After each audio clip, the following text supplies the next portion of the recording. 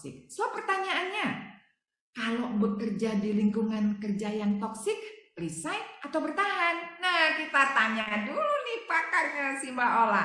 So Mbak, teman-teman ini banyak yang nanya nih, ya kan? Jika kantor mereka gitu kan toksik, mereka sebaiknya resign atau bertahan gitu. Menurut Mbak Oke. apa? Nah, resign atau bertahan, kalau menurut aku ya Mbak Aini itu harus menjadi pilihan dari teman-teman masing-masing. Ya. Tetapi sebelum membuat pilihan, Hmm. mungkin harus kita pikirkan juga bahwa tempat yang baru ya Hmm. itu bukan berarti kebal dengan yang namanya ketidaknyamanan, kebal dengan yang namanya toksik di semua Yes. tempat. Selama kita bekerjanya bareng sama manusia dijamin ya, kecuali kerja sama robot. Nah, kerja sama robot juga kan pasti ya ada robotnya nggak bisa dipakai lah, kita kesel juga gitu kan. Jadi artinya selama kita bekerja dengan manusia, aduh benturan tuh udah pasti terjadi, kesalahpahaman tuh udah pasti terjadi. Jadi jawabannya kalau menurut aku adalah resign atau kemudian bertahan adalah mari cek gitu ya. Yang pertama adalah apakah sebenarnya aku di sini sudah sesuai visinya ya, visi hidup aku itu sudah benar-benar sinkron, sefrekuensi dengan visi Tujuan dari hidup perusahaan ya, ini. kita bicara Ya, tujuan ya, hidup ya. Oke. tujuan hidup, iya. Kalau ternyata visi aku udah nggak sinkron dengan visi perusahaan, perusahaan kayaknya udah terlalu apa namanya money oriented banget, sementara aku visinya adalah ingin melakukan atau menolong orang lain. Aku pikir berarti udah nggak sejalan tuh. Itu udah susah kita mau menyatukan gitu kan. Oke.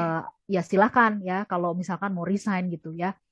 Itu yang pertama, visi. Nah, ini kan PR dari banyak kita gitu, nggak punya waktu untuk benar-benar merenungkan tentang visi karena menganggap bahwa apa visi gitu ya, kayak kayak ini aja penting aja dibahas, sudah hidup mengalir aja. Nah, ini nih persoalannya karena hidup mengalir akhirnya nggak jelas visinya. Setuju. Terus kalau dibilang visi atau tujuan, kemudian terbatas hanya oh ya sukses. Kalau didefinisikan sukses ya punya mobil, punya rumah, kawin dan sebagainya. Terus what next? Gitu kan ya. Nah, akhirnya ya udah kayak nggak ada value-nya gitu loh, arti dari keberadaan kita atau diri kita. Jadi penting untuk kita clearkan visi kita apa. Terus kemudian kita harus menjawab why. Why dulu aku pilih tempat ini tuh kenapa sih alasannya gitu. Kalau Ya, aku gitu kan, ya. ketika aku dibenturkan kepada banyak masalah dan ada pilihan untuk resign atau bertahan, ya aku berpikir balik lagi ke pertanyaan itu, why I'm here? Kenapa sih dulu Tuhan kirim aku ke sini gitu kan? Oh, Tuhan kirim aku ke sini kan supaya aku tuh bermanfaat lewat kemampuan aku ini. Udah kepake belum? Udah dengan maksimal belum? Terus kemudian aku ngecek juga gitu. Ini tempat masih memungkinkan nggak untuk aku bisa bertumbuh, bisa semakin besar. Kalau bisa, ya ngapain aku pergi gitu kan? Berarti yang harus diperbaikin itu kan adalah aku gitu ya. Aku kemudian menemukan ya Mbak Aini bahwa sinar yang namanya kita bersinar itu kan pasti menyilaukan. Kalau menyilaukan orang kan pasti begini tutup mata gitu ya, nggak suka kan sama yang bersinar-bersinar gitu ya. Ya. Jadi supaya kemudian orang-orang nggak tutup mata dengan sinar itu, ya kita bantu gitu kan, kita bantu orang-orang di sekitar kita gimana mereka juga bisa menjadi cemerlang. Aku tuh paling seneng banget sebenarnya Mbak ini kalau ada orang yang datang ke aku gitu ya untuk bantuin aku dong, ajarin aku dong supaya bisa seperti itu. Aduh, itu seneng banget. Kenapa? Karena artinya aku bisa membantu dia menjadi orang dengan versi terbaiknya Ya. gitu ya. Jadi, Ya. Ya. tetapi kan nggak semua orang mau kayak gitu Mbak ini, Betul. ya kan? Kita dianggap menggurui lah dan sebagainya gitu ya.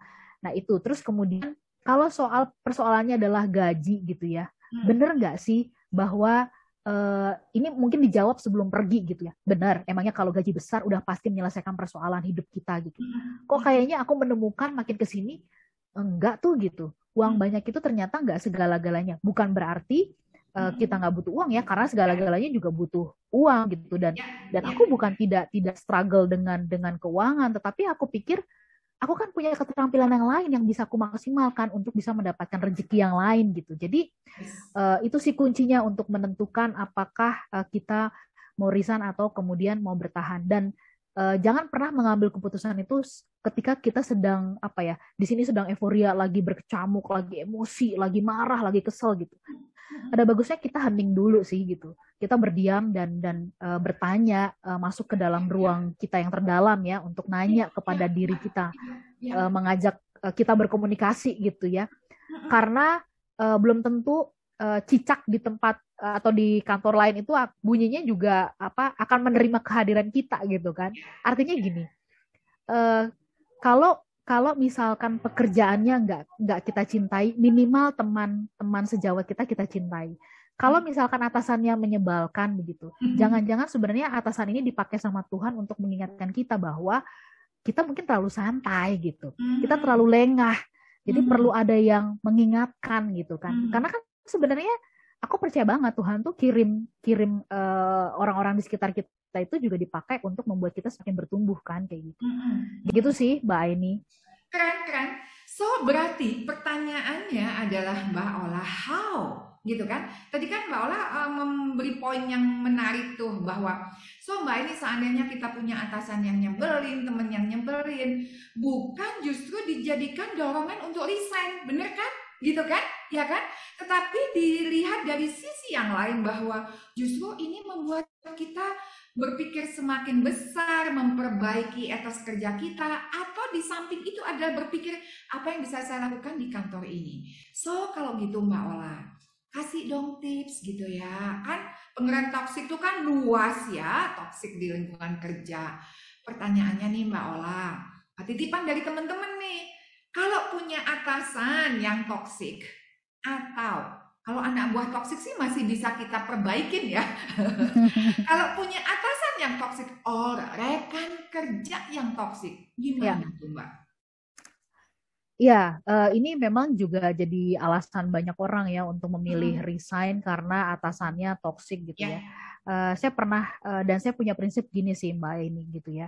Kan saya ini katanya balik lagi kepada tujuan atau prinsip saya bekerja kan adalah ibadah. Berarti kalau saya ibadah, berarti ini saya pelayan kan gitu. Saya ini pelayan gitu, yang melayani keinginan dari yang disebut sebagai atasan saya gitu. Jadi atasan saya mau hantu, atasan saya mau kuntilanak, atasan saya mau kayak gimana pun, saya harus layanin gitu kan. Yang penting adalah kita mengenal dia nih, karakter dia apa gitu. Dia tuh ciri-ciri orang yang dia detail nih, concern banget sama angka. Oh ya udah, berarti aku memperbaiki caraku membuat laporan yang berkaitan dengan angka gitu kan. Atau kemudian ternyata atasanku ini adalah orang yang seneng diajak cerita gitu. Ya udahlah, kan sekali-sekali kita bercanda sama atasan kan nggak ada masalah gitu ya. Makanya tadi kalau menurut aku pernah menyampaikan gini kan, salah satu yang pernah membuat aku dengan atasan gitu ya sempat merasa jadi kok kayak nggak enak gitu ya. Saya dipanggil lalu saya sampaikan. Saya pikir gini, saya tadinya berasumsi kalau Bapak itu adalah orang yang sangat terbuka, yang pada saat kita diskusi kita bisa mungkin beradu argumen tanpa ada rasa marah. Tapi ternyata saya salah karena Bapak ternyata tidak seperti yang Bapak sampaikan. Jadi saya juga berani untuk menyampaikan itu tuh Mbak Aini gitu ya. Tentu dengan sopan ya, bukan berarti kemudian kita juga nunjuk-nunjuk atau kemudian kita menantang gitu kan. Kita juga datang dengan, ya mohon maaf Pak, saya kalau memang saya kata-kata saya itu menyinggung Bapak, saya minta maaf, tetapi saya pikir semestinya sih seperti ini sih Pak, kalau boleh gitu ya. Nah, itu yang berkaitan dengan atasan ya. Kemudian yang hal yang seringkali dilupakan kalau menurut aku ya, adalah kita pernah nggak sih mengambil waktu di dalam sholat kita, di dalam doa kita mendoakan atasan kita. Atasan kita itu kan juga seperti orang tua yang dititipkan Tuhan menjadi orang tua kita kan, untuk mengawal supaya kita bisa bertumbuh kan, kira-kira kayak gitu. Nah, saya mengambil pilihan adalah ya udah, kalau saya nggak bisa ngomong secara langsung, nggak bisa mengubah pemikiran dia, ya udah saya tinggal minta bantuan dari yang paling besar dong, yang menguasai alam semesta ini gitu. Saya tinggal ngadu gitu. Tuhan, atasan saya tuh begini-begini. Maksud saya kan begini nih Tuhan gitu ya. Saya minta mohon dibukakan gitu ya. Gimana caranya supaya atasan saya ini, saya mendoakan yang pertama adalah tentu dia sehat, diberikan keberkahan, diberikan hati yang bijaksana, hati yang mau ngerti gitu. Jadi saya sebutin tuh satu-satu tuh Mbak ini gitu ya di dalam doa saya. Ya anak buah yang toksik lah, ya kemudian juga atasan yang mungkin nggak enak dan sebagainya. Ya. Tapi juga yang penting kita lakukan adalah kan ngecek gitu. Jangan-jangan dia bersikap kayak gitu juga gara-gara saya, peran saya gitu. Kan artinya gini, saya kepada tim saya misalkan mereka aduh bikin saya marah dan sebagainya. Wait, sebelum saya benar-benar menegur mereka, saya negur diri saya dulu gitu. Ada nggak ya perintah saya yang kayaknya nggak dingertiin, atau saya ngomongnya kecepatan, atau saya nggak jelas nih, atau saya nggak sungguh-sungguh menyampaikan kepada mereka gitu, sehingga kemudian mereka feedbacknya kayak gitu gitu. Jadi kalau pada saat kita meeting bersama dengan tim saya suka mengatakan yang pertama adalah saya minta maaf. Saya minta maaf ya, karena ternyata saya nggak menjadi contoh yang baik buat teman-teman gitu ya. Sehingga kemudian hasil kerjanya teman-teman nggak bagus. Kalau hasil kerjanya teman-teman nggak bagus, ini berarti yang salah saya. Saya punya peran di sini, saya minta maaf. Tapi kemudian ya oke, ya kenapa kamu kayak gitu? Apa yang kamu lakukan itu? Oke, ke depan kita bisa memperbaikinya kayak gimana? Nah ini yang juga berlaku kepada atasan. Saya pernah dipanggil, ketika saya dipanggil saya dibilang saya kecewa sama kamu gitu karena kerja kamu begini-begini. Saya jelaskan itu kenapa, dan saya juga mengatakan maaf ya Bu, maaf ya Pak, kalau Bapak mengatakan kecewa sama saya, sama Pak, saya juga kecewa sama Bapak. Nah ya karena dikasih kesempatan untuk kita bisa terbuka ngobrol itu kan akhirnya menjadi awalan gitu. Oke, kalau gitulah kita mulai lagi dari nol ya. Anggap yang kemarin yang udah lewat itu berlalu. Oke, kita mulai lagi ya. Nah itu kan enak tuh. Ketika ada keterbukaan untuk bicara seperti itu, mengakui bahwa saya punya part melakukan kesalahan gitu. Itu kalau menurut saya adalah hal yang baik ya. Tapi kan nggak semua orang bersedia melakukan itu. Nah, kalau sampai teman-teman ketemu sama atasan yang bukan pergi jalan keluarnya, tetapi coba upayakan hal-hal yang tadi. Bahkan udah pernah belum kita ngedoain mereka gitu ya, karena mereka juga pasti punya tekanan kan, tekanan dari atasnya lagi gitu, yang bikin mereka mungkin jadi nggak sabar, jadi kepengen gregetan, mungkin cara kerja kita yang lambat bikin dia gregetan kan gitu ya. Nah ya artinya harus ada koreksi di dua hal itu, dan doain atasan kita gitu ya, supaya hatinya diijabah istilahnya gitu ya Mbak ini ya. Setuju. Jadi, kita bisa simpulkan nih teman-teman. Kalau saat ini teman-teman sedang menghadapi lingkungan kerja yang toksik, atasan yang toksik, teman kerja yang toksik, or anak buah yang toksik, lakukan 4 hal. Seperti yang disampaikan Mbak Ola tadi. Jadi pertama yang dilakukan adalah bicara. Cobalah berbicara dengan atasan Anda. Bicaranya tentu tidak ngajak berantem, tetapi mengajak bicara dari hati ke hati. Itu yang pertama. Kedua, selain bicara, koreksi. Jadi koreksi pada diri sendiri. Jadi jangan lempar ke orang terus, atau dia soalnya toksik. Belum. Tanya dulu ke diri kita. Dia seperti ini, selama ini cara kerjaku kayak apa sih sebetulnya? Sikapku kayak apa sih? Sudah belum saya memenuhi yang diharapkan? Nah, koreksi, ya kan? Terus ketiga, kalau sudah melakukan step A, bicara belum kena, koreksi belum kena, ketiga itu adalah doa. Ya, doa itu artinya pertama doa bahwa kita baik. Doa kita baik itu artinya gini, kita doakan mereka yang toksik kepada kita gitu ya, supaya diberi kasih sayang sama Tuhan, supaya diteduhkan hatinya. Kita kan gak pernah tahu, pasti kan ada penyebabnya mereka bersikap seperti itu. Kalau teman-teman bilang, waduh Bu Aini, orang saya yang disakitin, masa saya doakan baik kepada Tuhan? Ingat dulu, kita bilang Tuhan Maha Pengasih dan Penyayang gitu kan. Maka doakan yang baik, dan selain doa kepada beliau, doa pada Tuhan supaya diberi jalan keluar. Yang keempat apa? Yang keempat, tetap kerja yang terbaik. Itu kerja yang terbaik. Jadi jangan mikir nyerah dulu gitu ya. Jangan mikir nyerah dulu. So Mbak Ola, please kasih tips terakhir nih buat kita dan teman-teman nih menghadapi lingkungan kerja yang toksik. Gimana sih caranya? Silakan Mbak.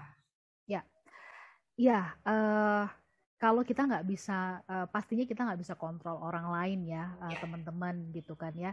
kalau kita nggak bisa langsung sekaligus membersihkan lingkungan atau berada di lingkungan yang seperti itu, yang harus kita lakukan sih sebenarnya adalah bersihkan dulu hati kita sih gitu ya. Yes. Kenapa dengan kita membersihkan hati kita, mungkin kenapa kita diizinkan Tuhan masih berada di sana, jangan-jangan lewat keberadaan kita orang mungkin bisa bertobat gitu ya, orang mungkin bisa akan berubah kayak gitu ya.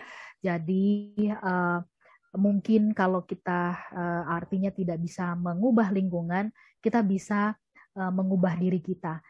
Dan aku percaya banget sih kalau kita mengandalkan dan fokusnya ya kepada pemberi hidup kita nih Mbak Aini gitu ya.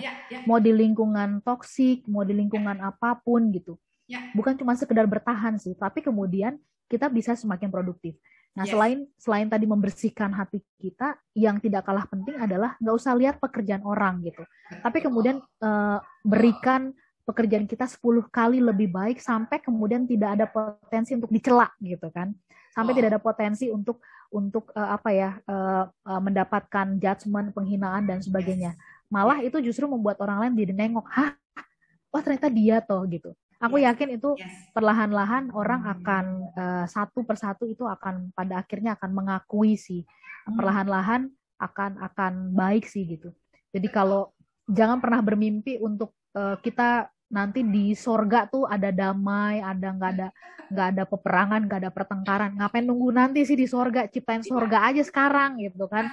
Nah itu mulai dari diri kita masing-masing gitu kan. Kita menjadi orang yang ramah, jadi orang yang penolong, jadi orang yang care, yang mau peduli sama orang lain. Saya yakin energi positif itu akan nyebar. Gitu sih Mbak ini. Wow, gimana teman-teman? Gila, seru abis ya. Nggak ada berhentinya Mbak Ola dari tadi bicara tentang pengalamannya dan cara-caranya. Mbak Ola, thank you banget. Bener-bener semoga Tuhan memberkati Mbak Ola. Gitu ya. Dan semoga pekerjaan Mbak, karya-karya Mbak itu menjadi berkah untuk banyak orang. Amin, amin. Dan buat teman-teman yang menyimak, ingat baik-baik. Berhenti mudah menyerah. So, tetaplah berdiri di atas kaki kalian. Ketika menghadapi toksik, lakukan step-step tadi. Jangan mikir dulu untuk menyerah atau resign. Mbak Ola, thank you banget. Peluk erat dari jauh. Gila, aku gak ketemu Mbak Ola mungkin 5 tahun lebih. Itu kayaknya yang jelas. Thank you ya, thank you. God bless you, Mbak. Thank you. So, baik Mbak Aini. Sama-sama. Teman-teman, kita ketemu lagi di episode selanjutnya.